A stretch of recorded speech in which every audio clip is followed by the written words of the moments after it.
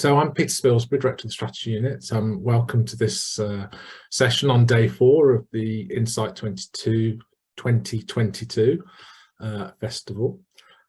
Today we've got 3 fantastic colleagues who I'll introduce shortly, talking about the future of healthcare analytics and what analysts need to be able to advance and what they think they need like a hole in the head.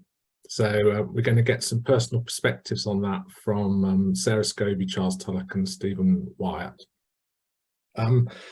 Just to kind of set the scene, there's a bit of housekeeping stuff I need to cover first, isn't there? Sorry. If you could put that up. Yeah, so please could we ask everyone to keep your microphone muted during the session, please. If you could introduce yourselves in the chat box, that really helps us, because we organise this festival every year, and it's really useful to know who's coming, and we don't know it from the email addresses and so on. So if you could say who you are and where you're from and what you do, that's fantastically useful for us, so thank you. If you've got any technical questions, put them in the chat box and the team will pick them up. Technical issues, sorry. And if you've got any questions that the conversation prompts for you, please put those in the chat box too. And if we get a chance, we are tight on time today, but if we get a chance, we'll pick those up at the end. All these sessions, all the Insight sessions are recorded and will be on our website for posterity, so see confidently about our future, but they're there along with the recordings from the previous 2 years, and hopefully constitute a growing resource for NHS and other people for their personal development. Please tweet about the sessions using I think that's called a hashtag that's shown there, and tweet if Twitter's still going to tweet us, tweet about it, or whatever the correct language is. Just by way of introduction, I was very struck. You'll all remember the mini budget, or I hope you do. Anyway, it wasn't that long ago, and what happened on the back of it. And I was very struck when Jeremy Hunt came as the new Chancellor, that he said openly, the problem was that we were flying blind. Now there's many reactions one can have to that. The first one is a visceral reaction, which is, that was my money, that was our money, what do you mean we're flying blind? And personally, I wrote to my MP asking who I send the bill to when my mortgage went up by £400 a month. But nevertheless, the second reaction was that must have been a choice then. Because even though we don't see much of it, I think it's reasonable to work on an assumption that there are lots of analysts and analytical people inside government. So if they really were flying blind, they were choosing either not to ask or not to look. And then another thought was that flying blind in this instance didn't mean we weren't looking at the altimeter and we weren't looking at the pressure gauge on the oil. What he meant was we weren't looking backwards, we weren't looking forwards, we weren't looking at a systemic impact that might be caused by what we did. We weren't thinking enough about the interactions when we made this decision, I think. And then that made me think, heavens above, how often do we therefore fly blind in the NHS? Yesterday we had a session with Sir David Nicholson, who some of you will know, used to be the Chief Executive of the NHS, who was commenting on the fact he currently chairs 2 trusts. One of them is performing very well in relation on the way in which the system measures delayed discharges. The other is struggling. And what he was commenting on was that he couldn't explain why that was. And he asked, and he couldn't find anyone who could explain why that was. And the problems that created in terms of how he might seek to change the position for the one that was struggling. He said he had lots of theories. People were giving him lots of prejudices about why that could be. But what he wanted was some deep understanding of the dynamic, so he could learn from that. So anyway, for today's conversation, We've got Sarah Scobie from the Nuffield Trust, Charles Tallack from the Health Foundation, and Stephen Wyatt, who heads up research and policy in the strategy unit, and also acts as the chief analyst for the development network that we've got in the Midlands Decision Support Network. So these are three of the leading analysts in the NHS. They're respected for the quality of their work, for the insights they bring. Thankfully, they're not respected for posting on social media every day where they are and who they're meeting. That's reserved for another class of people. So they bring genuine expertise. They're respected for their contribution in increasing our knowledge and awareness about health and care. And what I love when I talk to these three people, I'm lucky I get the chance, is that they talk about ideas, they talk about questions, they talk about a sort of passionate interest in why are things happening like they are, and how might analysis help us get some traction on that. And that seems to me to be the fundamental thing we need in the NHS. We need analysts who start from that position, rather than who start from AI is the answer or machine learning is the answer. So this passion for questions and a passion for seeing the answer to those questions, or at least an analytical response to those questions, taken forward into insight and potentially into action. So what we're going to do, I'm going to ask each of the three to just kind of set out some of their perspective. No one can answer the question in its entirety, a personal perspective on some of the things we need to think about if we're going to advance the NHS as an analytically informed and led service. And then I'll invite them to discuss what they hear from each other. And the conversation will proceed. If we get the chance, we'll pick up some of your questions, and then we will bring it to an end promptly at 3 o'clock. And first of all, I'm going to turn to Stephen. Thanks, Stephen. Thanks, Peter. Can I just check you can hear me okay? So yes, I can. Thank you. So I think the future's looking incredibly promising for analysis and analysts in the NHS. I don't think ever remember a time when I think the environment has looked so favourable for us as a profession. But just because of the way my brain is wired, it doesn't take long for me to start worrying about things that might trip us up if we don't take some positive action now. And I think my concerns centre on conversations or accommodations that need to be made between different groups of people that occupy the space in and around the use of analysis in the NHS. And so I'm just going to talk about those three sets of conversations I think we need to be having over the next year or two. The first is between analysts and decision makers, whether they be senior managers or managing clinicians. And I think in the NHS, the default interaction between those two tribes is for managers to come to analysts with something that seems like a data request. I need information on X so that I can manage Y problem or issue. And I think that has to change if we're going to capitalise on the potential for analytics to improve services and outcomes. Managers need to take a bit of a step back, describing the problem, but not prescribing the analysis. And at the same time, analysts need to take a step forward into that space. So senior managers and clinicians, they will always have the clearest view on the problem at hand, identifying and prioritising and describing those problems. That's the manager's role. But in my view, analysts should lead the conversation that structures those problems into a form that can be addressed by analysis. So analysts, not managers, are best placed to decide which data sets, which methods are best able to address an issue. That's kind of what we spent all of our time at university and our careers learning. Now that change, managers giving up the sort of problem structuring role and analysts taking up that challenge I think it will induce anxieties. Managers will feel a loss of control, and analysts will feel the weight of additional responsibility.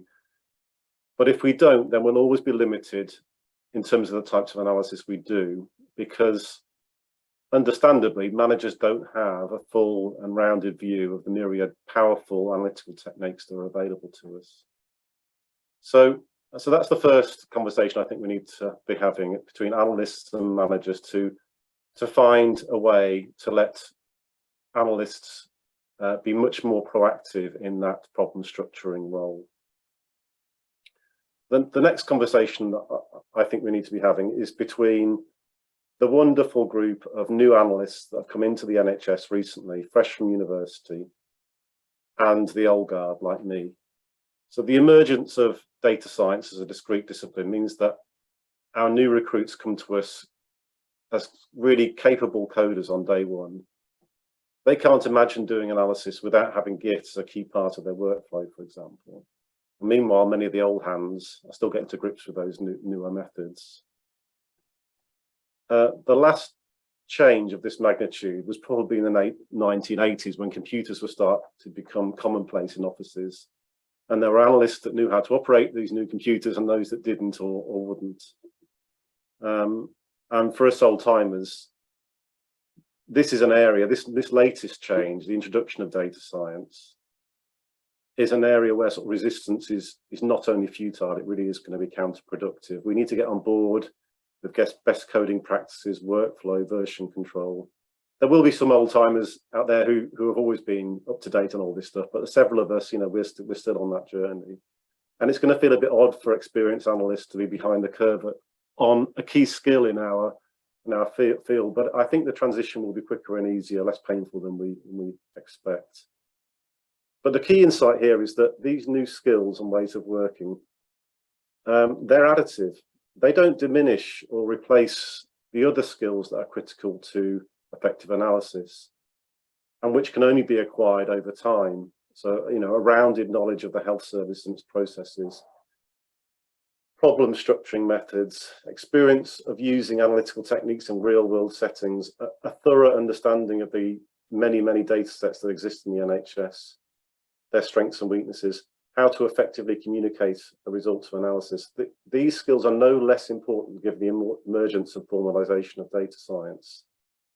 And younger analysts need to know that their data science skills that they've come to us with really will only have value when well targeted and deployed. And getting this right requires experience, for which there is unfortunately no shortcut. Unfortunately, I've seen a lot of clever data science recently that seems to have been applied to answer questions that are frankly meaningless or of little value, because the skills and experience to require sort of structure and scope those projects up front has been missed. So they need to trust the older colleagues to help with this, meanwhile helping them patiently to get to grips with the new technologies. So that's the second set of conversations. The third set of conversations I think we need to be having is probably the most difficult, but probably the most important, I think. It's a conversation we put off or fudged for years, but we can't really delay it any further. And it's between analysts and our colleagues who provide business intelligence services. So for the avoidance of doubt, I think of the primary function of business intelligence is to make data available to managers as quickly, efficiently, accurately, accessibly as possible. Whereas analysts are there to provide answers to specific, usually quite complex business questions. The outputs of analysts are rarely tables and numbers. They're sort of insights, prescriptions for action, recommendations for managers to take forward. And in most NHS organisations, these two distinct disciplines, business intelligence and analytics, they are conflated conceptually and they're resourced collectively. Now, of course, those two disciplines do have some common grounds. They both need good data to succeed.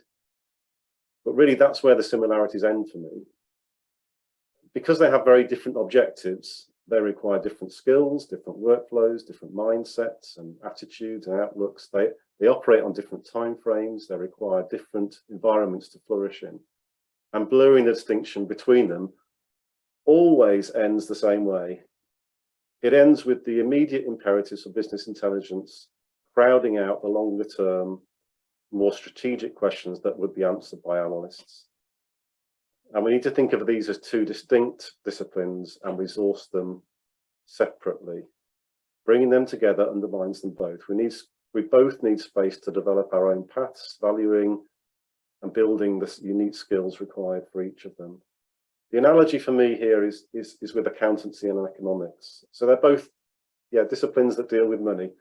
But imagine the problems that would ensue if we got an economist to prepare an annual accounts for a trust.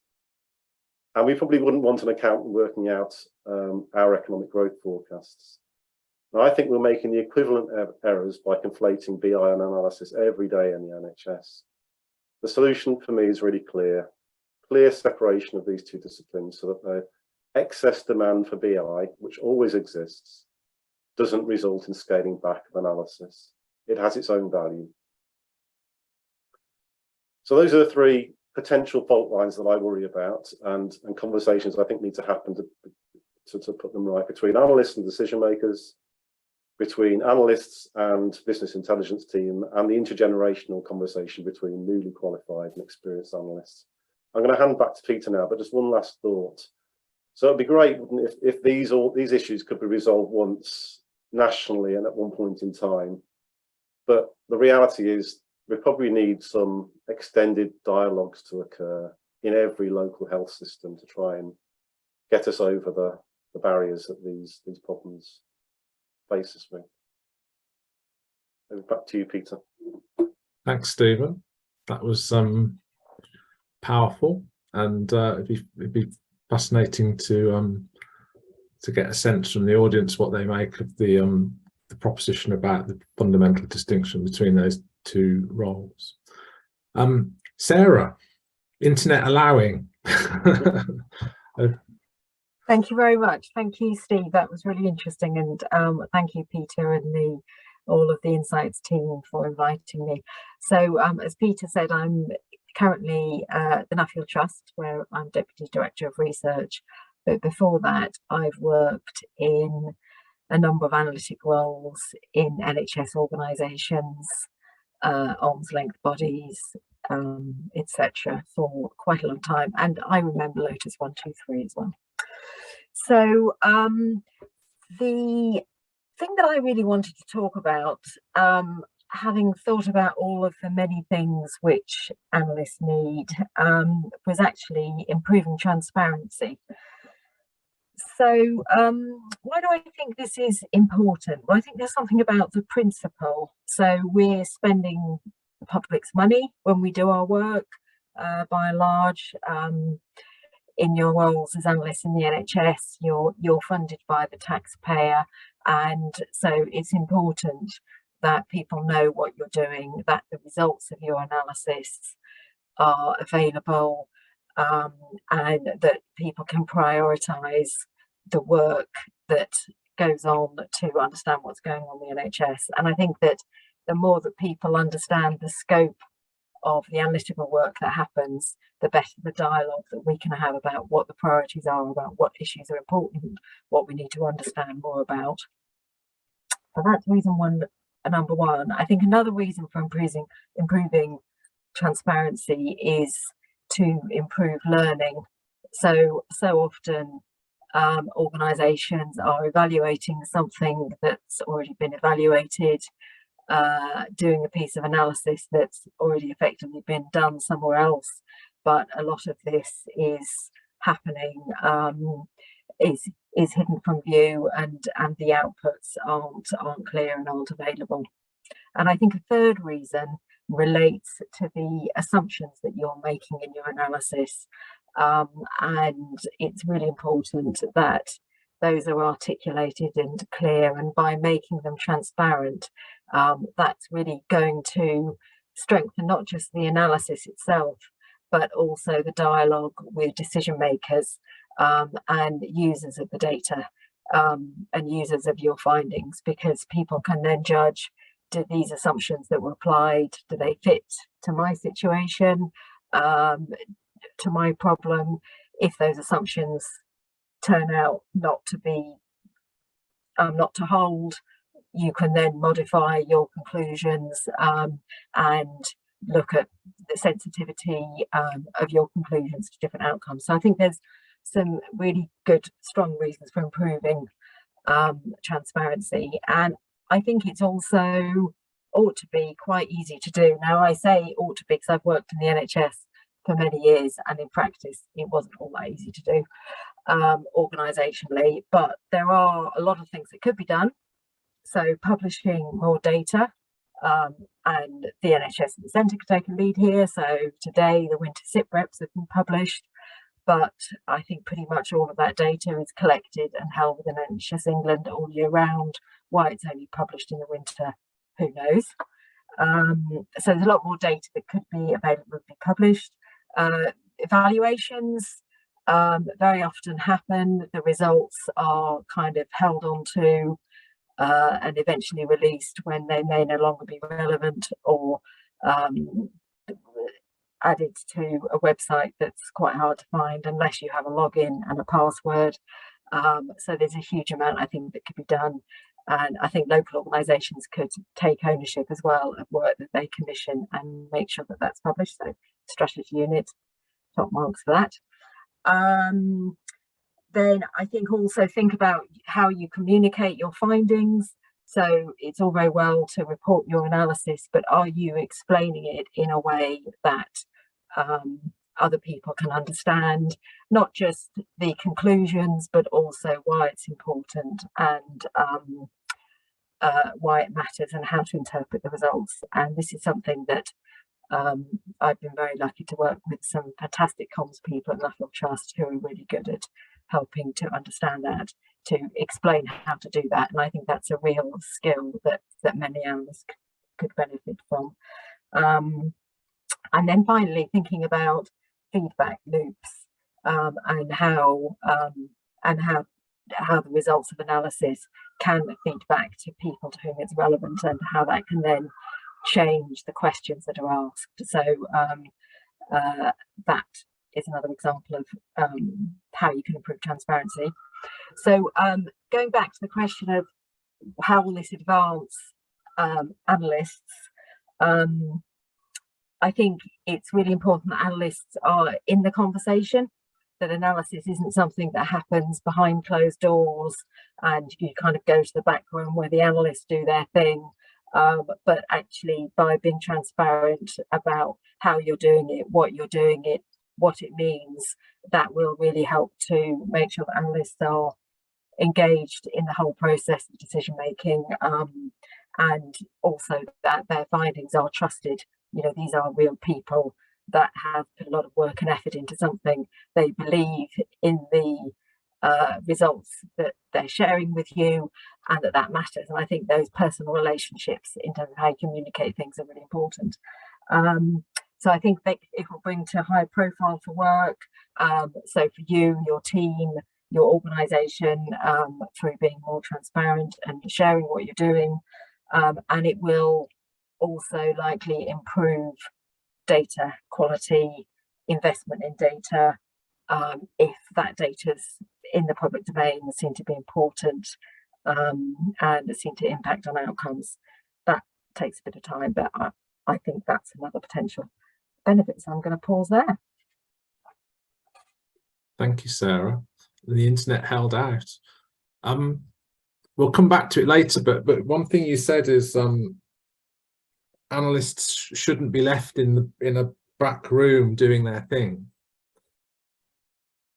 I've had the pleasure of working with so many fantastic analysts. A lot of them like being in the back room doing their own thing. So yeah. If we're going to bring them into the conversation, we need to help them. Yeah. In that, it isn't always the natural modus operandi for. I mean, I suppose that's why it's important to have these kinds of conversations, because people need to see it's really important that people understand what they do, and that does take, you know, it isn't, as you say, people's necessarily their natural way of working, but it's really critical that people are valued in order that what they do is also valued. Yeah. So thinking of analytical shrinking violets, Charles. Thank you very much, Peter, and thanks for your kind, definitely over-flattering introduction. And just looking at the number of people on here, I think there are lots of people on this who are very respected analysts as well. You know, and we're obviously all bringing our own perspectives on this. I actually feel very privileged looking at all the names to be talking to such a large and diverse group of analysts. As I said, to see people I know on that list. So it's exciting to be joining you all for this discussion. As Stephen said, I think this is quite an amazing time for data and analysis in the NHS.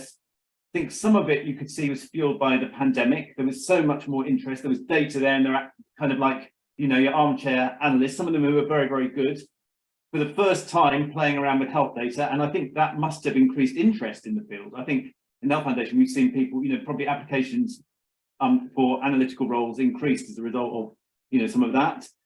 But obviously there's also the work of people in this workshop discussion now who've actually played a role in promoting that, you know, from the work they've done. But also I know people have been promoting more generally the contribution that analysts can make to the NHS. So, you know, AFA, for example, the Health Foundation ourselves have like funded in projects to improve analytical capability. So we put in about £5 million since 2018.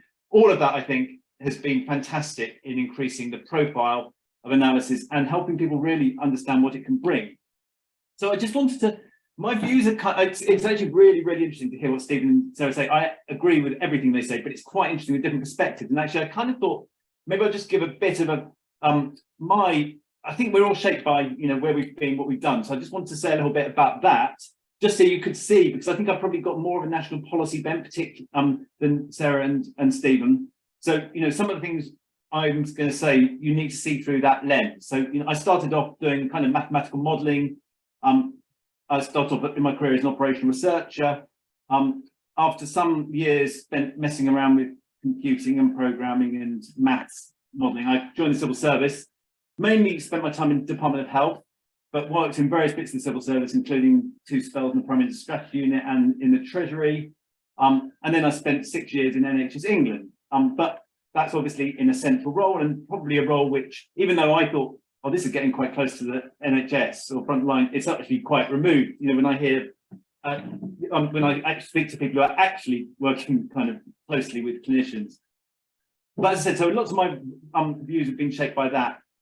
I think that the civil service exposed me to a kind of different and interesting environment, and it required a different kind of analysis from some of the stuff which I'd done for like logistics, where the objectives are very clear. These are, and this is true of the NHS, well, these are complex problems. They're messy. If they were simple, they would have been solved long ago. And they're poorly specified often. People don't quite know. They know there's something that's not working, but they don't quite know what it is.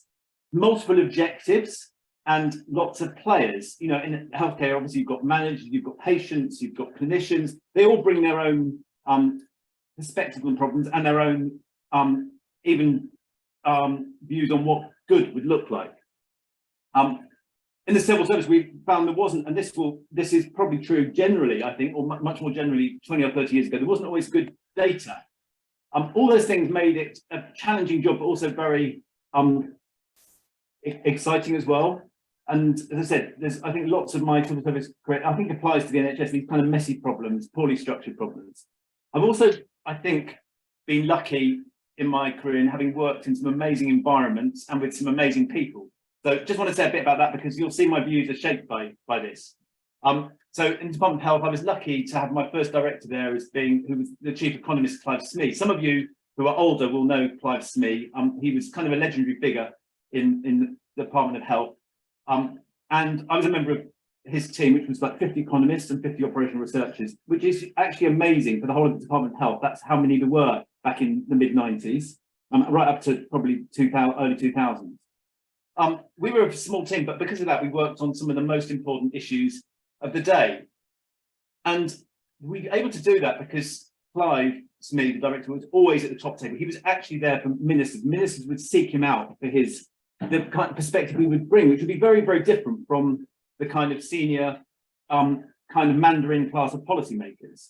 They would want, the best ministers would want challenge to those views. And Clive, he was quite, he wasn't worried about holding back. He would offer his views, probably not always making himself the most popular with his colleagues, but I think people liked him for the fact he would have an analytically informed view. And I think what I learned from him was it's very important to have a voice with senior decision makers. And that, I know that's easy to say, but I think it's quite vital to have. We're going to make the most of what we can all do. We need to have either a voice ourselves or have someone in our line management team who has that voice. But to do that, it's not entirely outside our gift, I don't think. We should be plugged into the issues, be aware of anticipate issues that are coming up, have evidence, think about those issues, have evidence-informed views on them, and have something useful to say. The answer might not be perfect. I think sometimes in analysts we shy away from saying things, we haven't got the perfect, but actually having an informed, logical, evidence database point of view on things is really, really valuable. And then just having your antennae out to anticipate issues. I think there's a lot about just, giving yourself space. So when those do, there's going to be a subject's going to come up in the next year. You're not quite sure when it is, but it's going to come up, and having something to say. The other big influential figure, I think, for me was, again, when I was at the Department of Health, was working for the Dilnot Commission. So I was chief analyst to the Dilnot Commission. Some of you might know Andrew Dilnot. He was director of the Institute for Fiscal Studies. He was obviously a highly respected sort of analytical institution, sometimes called a think tank. I think it's much more than a think tank. I actually think they do not so much thinking, but they do lots of really, really high quality economic appraisal and analysis. And I think what I learned from him was the importance of really good communication. Being able to write clearly, express your argument concisely. People don't have a lot of time to read things. And numbers as well. Numbers are so often bandied around without any context. So I was thinking just this week, the government says it's going to spend £500 million on a discharge, a hospital discharge. Is that a big number? Sounds like a big number, but what's the context for that? So, how many staff would that pay for? I think probably around 10 to 20,000. There are 13,000 beds in hospital, apparently, occupied by patients needing, ready for discharge. How many would that pay for? So how much is that worth in terms of those beds? It's probably about £100 per day, which probably would buy you some extra provision, but, is the workforce. And then the other thing Andrew taught me, because we spent a lot of time doing it on the Dilnot Commission, is the importance of framing the problem correctly. And it's well worth spending time thinking deeply about that. I think our key insight, really, for the Dilnot Commission was seeing the problem with social care around the way we pay for it. It's basically it's not so much people have to pay for their own care. It's the fact that this exposes people to a massive risk, which in other areas of our lives we aren't exposed to. It's basically a problem of risk pooling, and that having that insight and then using data to illustrate that and the impact on people was key to kind of getting ministers and officials to see that. So from all that, just three things that I think are important for us to think about as analysts. First, I suppose I've really reflected a lot on data. So I've seen a lot more data. I've seen the growth of data, the data science profession. I see amazing things done with new tools, data tools. There's obviously lots of talk about, things like predictive analytics, data mining, machine learning, all these things. But data is not a panacea, and it's not all we need. So data and tools they're very, very useful at a particular stage of a problem. Tends to be towards the end of a problem, but we must guard about becoming too blinded by the power of data. As I mentioned, I think there's huge value in just thinking deeply about a problem situation at length and at the start. What are the problems, issues? What might be causing them? What might be some of the solutions and the pros and cons? How can we use data to actually, we might have hypotheses about things. How can we use data to illustrate those? So I would say the opposite of a data-driven approach is a theory or hypothesis-driven approach. And actually, it's probably important to have both of those, because you have to start with a theory, you have some hypotheses, and then you use data to test those, rather than searching the data for some kind of solution, which I don't think we will often find. Also, when you do use data to produce results, actually sit down and think about them. So I've seen several times in my career where analysts they've done something very, very clever with data, and they can then use some algorithm or something to produce a fantastic bit of analysis. But then what they're so pleased that they've done this, they often then don't sit down and think about, okay, so what's this actually telling us? We produce this. What's surprising about that? What might explain that? So I think that is all really important as well. Second thing is relationship with your customer. I use customer in a very general sense of being people who are the audience for our analysis. One of the distinctions I see between different teams is that some are seen by their customers, if you like, as service providers, and others are seen as vital partners. Or to put it another way, there are people who see analysts as people giving them what they want. So I want a dashboard, versus other people who will see them as people to help them solve their problems. And actually, as an analyst, I think one of the most important things we can do is to equip ourselves to have what I call wanted needed conversations. So people might tell you what they want. Your job as an analyst is to help work out what people actually need. And that's not always easy for people at an early stage of their career. It calls for a degree of confidence and training. But I think that is kind of essential, that kind of relationship, if we're going to have the impact we want. And then just third, basically the skills we need. So data analysts will always bring a particular perspective on an issue.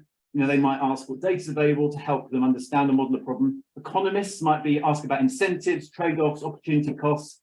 Social researchers might be interested in the perceptions of people who are working in an area. All of those are really, really important. I think we can have the most impact if we work as part of multidisciplinary teams. And I know that's not always possible because we aren't always in those. But if you aren't working in a team, make sure that you seek out the perspectives of others, because they will enrich your understanding of the problem. Thank you, Charles. That was great. This data thing, it keeps reminding me of, I can't quite think how to get the phrase right, but it's water everywhere and not a drop to drink. And I keep thinking that there's one way of thinking about the explosion of data, which is to say, great, we'll do big data analysis. There's another way of approaching it, to say this introduces a new challenge, which is a less is more challenge, because we could swamp everyone's waking hours with insight, with findings from data. And personally, Charles, I also really welcome your proposition that starting from a hypothesis or a theory or a problem is far more likely to be useful in addressing enduring issues than going fishing in the data. But I think fishing in the data can look very attractive to people who aren't that well analytically informed. Anyway, Stephen, I wanted to come back to you to see what your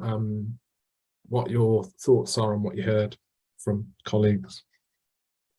If it's okay, I'll follow on from that sort of line of thought at the end of Charles's talk and the things you've just been talking about. I suppose looking back, it's been a sort of slow realization for me just how critical the problem structuring at the front of a project and the working out how to communicate the results at the end of a project are. And of course, in the early parts of my career, I was just fascinated with learning more methods in and around the territory that I loved in the analytical methods. But the more time's gone on, the more I realized that my impact is likely to be improved by enhancing the problem structuring skills that I've got and the communication skills that I've got, far more than adding in another analytical technique into my tool bag. It's taken me quite a while to kind of really get that and embrace it, but it's an important realization to me. And I think one of the difficulties, one of the reasons why that isn't emphasized maybe as much as it could be, and it doesn't feature as much as it could do in training programs for analysts, is because when you look at a great piece of work that Sarah or Charles have published, it looks incredibly succinct. and the message seems really clear, and the analysis, you can follow it, and you think, well, I could do that, but what that hides is that all the pain to get the question right, of course, that doesn't feature in the report that you see, and all the difficulty the person had trying to work out how on earth to communicate what was actually quite a complex message in a really accessible way. Those things are hidden from analysts. We don't tend to see that hard work when we see the output. And so an analyst from the outside might just think, well, what I need to learn is the underpinning method that Charles or Sarah or somebody else used to get that result, when really the hard work and the difficult thing, and the thing that distinguishes the really great analysts, is their ability to do that problem structuring work well and the communication of the results succinctly. And I think maybe a lot of analysts don't want to hear that, because they would love to spend more time in and around the data and around methods. And data science is kind of forcing us to think about that way. But I think the real benefits from more education, more training, more development time would come largely from encouraging analysts to spend more time developing their problem structuring and communication skills. Judy Wiltshire has just put a really good quote in the chat, Stephen, which says, I can answer your question in 10 minutes. Knowing how to answer your question in 10 minutes took 10 years. Which I think is another variant of, who was it? Some famous author who said, sorry, my letter's so long, I didn't have time to make it shorter. Yes. Who was that? Anyway, someone quite well known.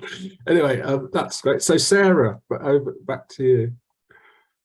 Yeah, so I think one of the things that's really interesting from this is about teamwork, actually, and about how, I mean, Steve, you highlighted lots of conversations that need to happen. And I think also this question about, maybe analysts don't want to necessarily be fronting up and having some of those conversations. But I think there's plenty of scope by working across teams and bringing people with different skills to enable the people who are less comfortable with some aspects of the work to thrive. But it does also require, as you said, Steve, acknowledging that other people in the team have got lots of skills that you don't have. So from my point of view, working with a team of great people who've got lots of skills that I don't have is absolutely brilliant, because it enables me to get on with some other things. But I think it's really important to be thinking of, what's the team that is needed, and then how do you relate with others. I really like, Charles, your point about being able to preempt questions.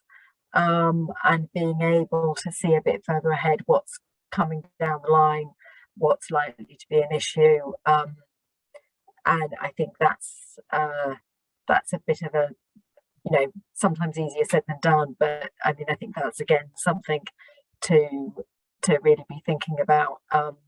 And so every time you think to yourself, I knew that was going to happen, I knew that was going to be an issue 6 months ago, think about what happened at that time and what you could have done or what you could do differently to think about, well, how would I raise that issue earlier on, and how would I be well prepared for what we might do about it. Yeah. I just want to so Alex McClellan, thanks Alex for your Alex gives a warning about this is a rant, but I don't think it is a rant actually. Alex says, I think the characterization of analysts as introvert nerds primarily interested in process and preferring to be locked away is a persistent yet inaccurate one. I think he's telling me off on that one. He or she, sorry. I will venture to speak for those working in analysis here. We've all produced reports, research analyses with a high level of rigor and validity and with big implications for patient citizens that have been summarily, it's a tough word, ignored or actively suppressed by decision makers. And perhaps that's why the characterization persists. When evidence meets power, we like to pretend evidence wins. It doesn't. Alex then goes on to say the only way we can actually do something is by giving analysts formal positions of power. And for any of you who follow, I don't know why you, well, anyway, if you did follow some of the things that the strategy unit, you'll recognise that we've been strong advocates for the idea of appointing chief analysts, and have gone as far as writing a person spec and a job description for them, which have a look at that, Alex, and see if you think if that kind of thing might tick some of your boxes. Charles, back to you.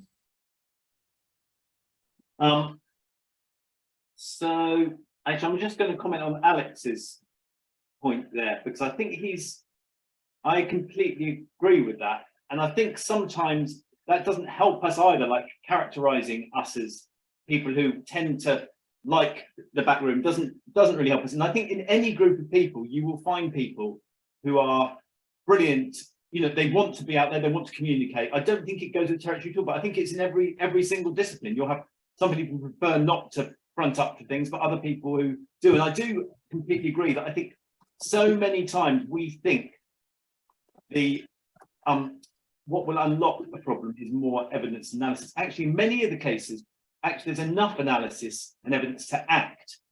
It's probably, and because people aren't acting on it, we think, we just need to produce more. That's not. We need to.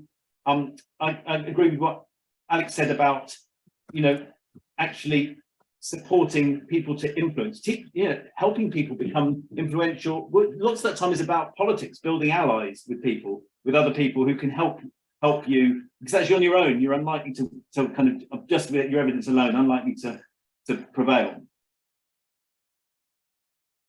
I'm just going to comment. So Sarah, you talked. I really liked your what you were talking about, transparency as well, because I think that what you were saying about like evaluation reports and not being findings of things not finding their way into the public domain or widely known, and I think that's some of that is just about the NHS can be quite defensive at times. It sees, actually the whole world of learning, we only learn from things which don't work often. And actually we just don't, the NHS doesn't always seem to have a culture of like curiosity about things. Often there are things which they're not saying this is terrible, a terrible idea. They're raising questions about it and trying to, I think as analysts, again, we've got a role to play in creating a more curious culture. It's something I try to do with my team, which is curiosity. And I find that is such a, it actually develops people enormously. Every time you see something, just asking why that might be the case, and particularly when there are things which are maybe a bit surprising. What could be going on there? Why did we get that result? And I think that, that kind of like the suppression of those things tends to not engender a spirit of kind of curiosity. Yeah. And I was very struck, Sarah, by your essential point, which I agree with entirely, which is the product of analytical effort in the NHS is paid for by the public purse. And I can understand why, if your job is to deal with the media, you want to reduce the number of occasions on which the media might get hold of something in a context where we seem to have a context in our country where everybody wants to play the blame game. But I think personally, we've got the balance way wrong. There's a huge analytical resource operating nationally in the NHS, but those of us out in the system don't see much of the product. Now, I'm absolutely sure colleagues are working extremely hard and doing lots of really good analysis, but it's retained. And I think partly what lay behind Ben Goldacre's recommendations around RAP was to say, no, actually, we need to open this up, and we need to open it up for a whole set of reasons which will improve the end result. And maybe if we open it all up, if we had the courage, we'd go back to the kind of, we'd have to be so much of it there that the media might, maybe they change the way they behaved. Maybe we just have to think. And as a consequence, Sarah, your point you made, Sarah, we just know through our own experience that we've got a scarce resource, a scarce analytical resource, which across the country is duplicating effort. there are some common questions. I mean, many questions can only really be addressed in a local context. I really am not an advocate for saying the answer's a few national tools that pop out standard analyses. Others can advocate for that. But I do believe that there are some, from recent experience of working with groups of clinicians, there are some enduring issues across the NHS, and if we could just get to a point where we could share our effort a bit more and answer more of those, many of which are fundamental actually to addressing the performance problems that consume us. You know, go back to David Nicholson's thing I said at the start. What he said, I think, yesterday was, I keep being sent letters telling me to improve it. He said, but I don't know how to, because I don't understand my current situation. And I can't understand it. And he said, and actually what he said was, I can't understand it because I've got so few analysts. And he said the answer now is we need a big growth of analytical resource. But I think I would say to him on that, yes, but actually also you've got 80 or 90% of your analysts at the moment working on activities that are of questionable value. And so some of this isn't about adding to it. Some of it's about liberating the skills we've got.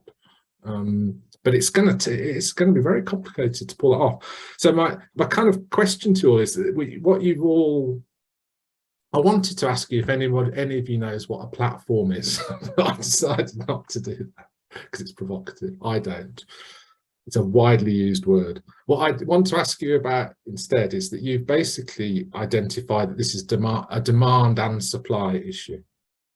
We've got to get the demand or high quality analysis and a determination to include it in decision making, as well as a supply side, and you've given all sorts of fantastic suggestions about the elements that would be needed. But what order do we need to fix them in? Stephen. Well, I think I spent the first few years of my career as an analyst in local government actually waiting for someone to come to me with a well-structured problem. I gave up in the end. And I'm sure there's stuff that can be done to support managers to think in ways which lead more naturally into useful analysis. But I just don't think we can sit around and wait for that to happen. It's been like we've been talking about for a long time, and it needn't be something we expect of managers. And that, my first sort of comment was more really about trying to get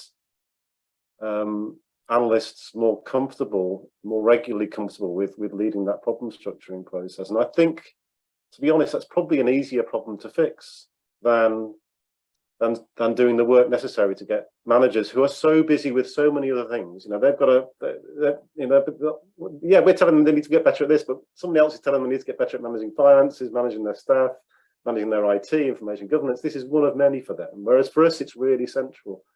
And so for me, it's a no-brainer that we should put all our emphasis on getting analysts to be able to do that problem structuring stuff more and more effectively, more and more confidently.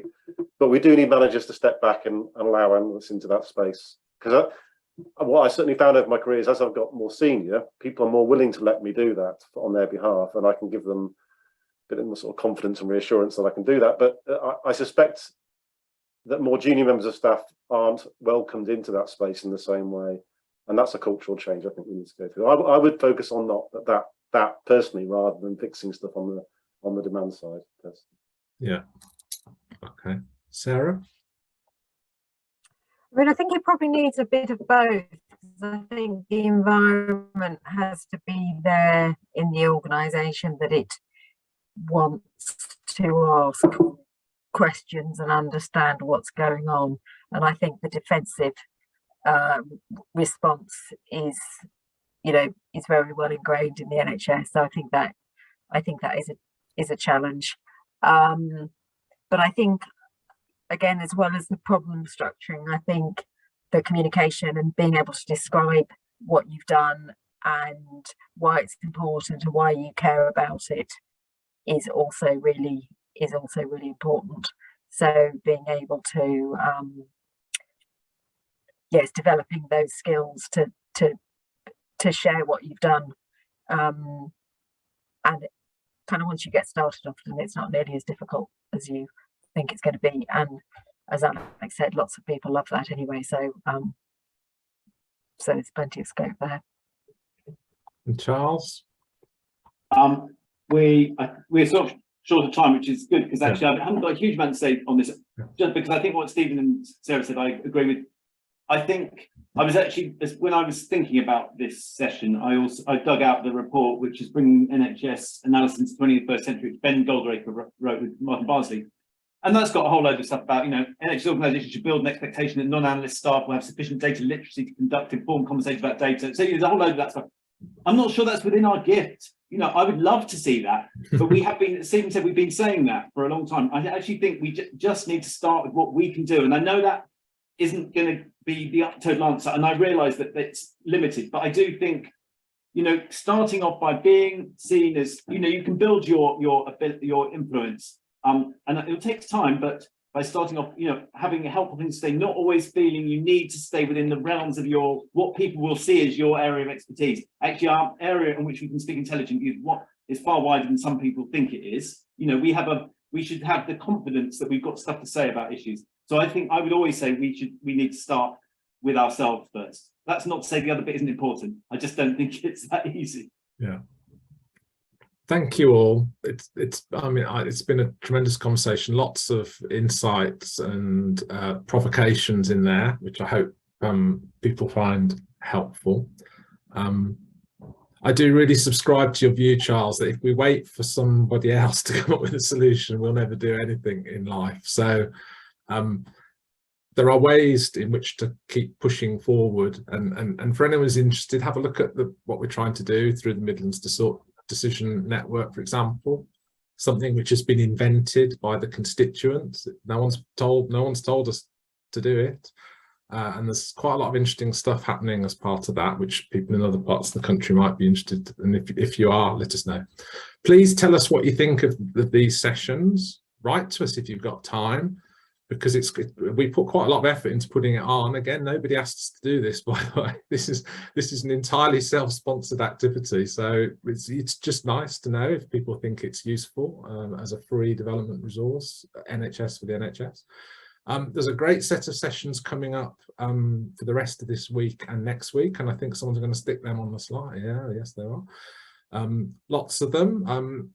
Please, 28th of November. We've, as a team, doing some multidisciplinary work on the impact of the menopause on the NHS workforce, some really vital findings in that. Please join that. Well, please join all of them. But another one, just to pick it out, I can't see it. Where is it? Yes, day 6, 2 till 3.